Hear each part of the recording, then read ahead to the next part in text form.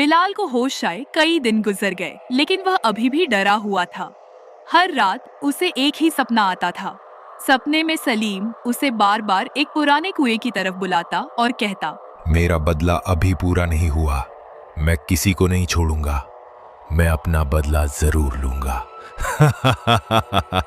एक रात बिलाल ने फैसला किया कि वह अकेले ही इस राज को खत्म करेगा।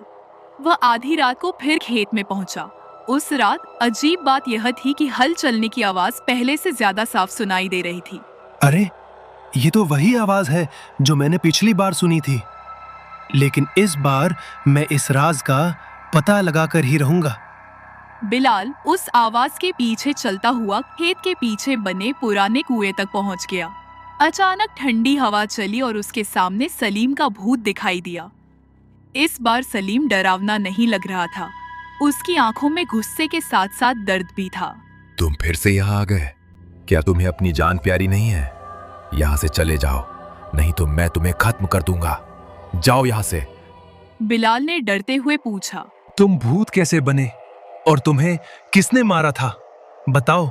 मैं किसी हादसे में नहीं मरा था, मुझे मेरे अपने दोस्तों ने मारा था। लेकिन तुम्हारे दोस्तों ने तुम्हें क्यों मारा? कई साल पहले मेरी जमीन में एक कीमती खजाने की अफवाह फैल गई थी। गांव के 3 लालची आदमी चाहते थे कि मैं अपनी जमीन उन्हें बेच दूं। एक शाम वे तीनों मेरे पास आए। मैं थककर खेत के पास थोड़ा सो गया था। उन्होंने मुझे आवाज दी, असलमो असलम, जल्दी से उठो, कहीं हम तुम्हें हमेशा के लिए ना सुला दें। क्या हुआ भाई, तुम लोग यहाँ क्या कर रहे हो?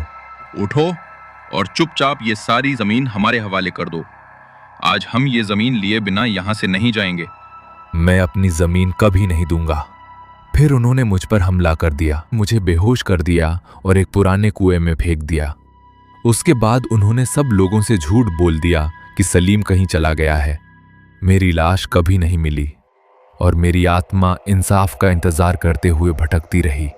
ये वही गांव के 3 आदमी हैं जो आज भी जिंदा हैं। तुम्हारे साथ तो बहुत गलत हुआ है, लेकिन मैं तुमसे वादा करता हूं कि तुम्हें इंसाफ जरूर दिलाऊंगा। अगली सुबह बिलाल ने सारी बात गांव वालों को बता दी। पहले तो किसी ने यकीन नहीं किया, लेकिन जब कुएं की सफाई की गई तो सब हैरान रह गए। कुएं के नीचे इंसानी हड्डियां, सलीम की पुरानी घड़ी और उसके कपड़ों के टुकड़े मिले। अब सच्चाई सबके सामने आ चुकी थी। तीनों आदमियों ने आखिरकार अपना जुर्म कबूल कर लिया। उन्होंने माना कि लालच में आकर उन्होंने सलीम का कत्ल किया था। जैसे ही उनका इक़बाल-ए-जुर्म पूरा हुआ, आसमान में बिजली चमकने लगी और जोर की गरज सुनाई दी। उसी समय खेत के बीचों बीच सलीम का भूत दिखाई दिया। फिर देखते ही देखते उसने उन तीनों आदमियों को मार डाला। उसने बिलाल की तरफ देखा, मुस्कुराया और बोला, अब मेरी फसल पूरी हो गई। इतना कहकर सलीम का शरीर धीरे धीरे हमेशा के लिए गायब हो गया। उस रात के बाद खेत से कभी हल चलने की आवाज नहीं आई।